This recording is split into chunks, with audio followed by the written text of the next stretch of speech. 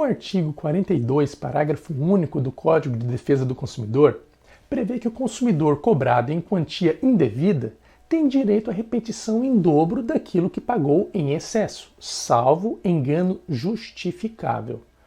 Mas o que seria exatamente esse tal engano justificável? É sobre isso que nós vamos falar no dia de hoje, tendo em vista a mais recente jurisprudência do Superior Tribunal de Justiça.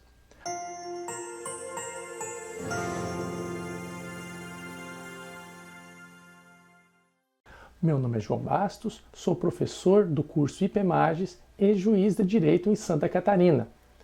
Esse vídeo faz parte de uma série que vai tratar de temas interessantes para aquelas pessoas que prestam concurso da magistratura. Infelizmente, é muito comum que fornecedores cobrem indevidamente valores dos consumidores. Por exemplo, por meio de descontos relativos a empréstimos consignados que sequer foram contratados. Nesses casos, o CDC prevê a sanção correspondente à repetição em dobro daquilo que foi pago em demasia. O problema reside na exceção, salvo engano justificável, pois, a depender da interpretação que se confira a essa expressão, a regra pode acabar virando exceção, restringindo daí o alcance do artigo 42, parágrafo único do CDC. Para parte da doutrina, esse engano justificável é aquele que não decorreria nem de dolo e nem de culpa. Vale dizer, é aquele erro, é aquele equívoco que se manifesta apesar de o fornecedor ter tomado todas as cautelas razoáveis possíveis.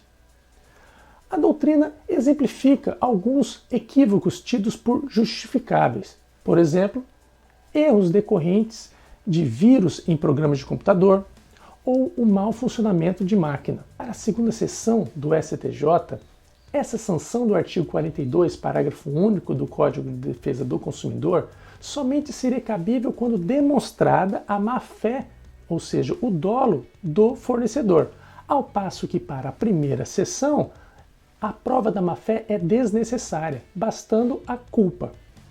A Corte Especial chegou daí a uma conclusão, na qual se deixou de realizar a análise da expressão salvo hipótese de engano justificável do artigo 42, parágrafo único, como um elemento de culpabilidade, passando a apreendê-la como um elemento de causalidade, o que na prática significa dizer que não importa mais, para efeito de compreensão do engano justificável, questionar a respeito do elemento volitivo, se é culpa ou dolo, mas se deve indagar se foi observado ou não o princípio da boa-fé objetiva.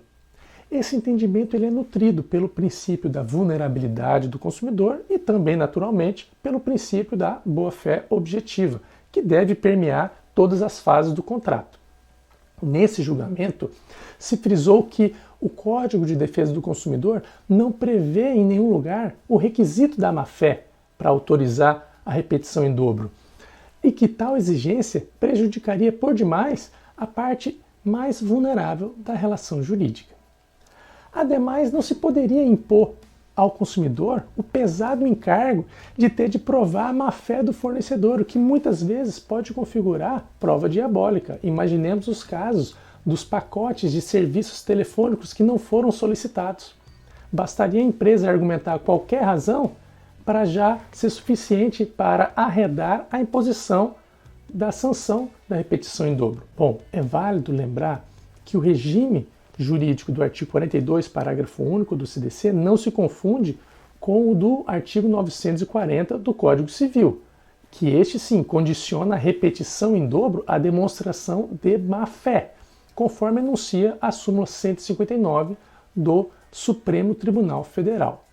Por fim, a Corte Especial do STJ firmou a seguinte tese: a restituição em dobro do indébito, parágrafo único do artigo 42 do CDC, independe da natureza do elemento volitivo do fornecedor que realizou a cobrança indevida, revelando-se cabível quando a referida cobrança consubstanciar conduta contrária à boa-fé objetiva.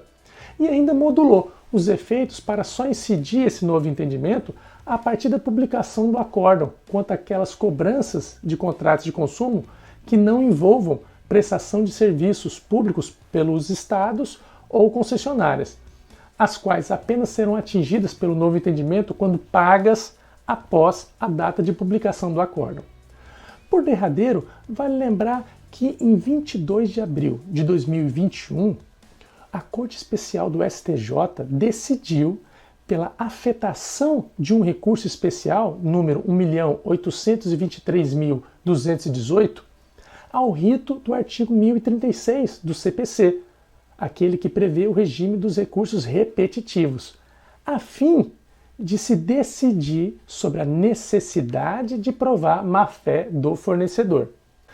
Não se esqueça de se inscrever no nosso canal e de dar o seu like caso tenha sido útil esse vídeo no dia de hoje. Muito obrigado, até a próxima!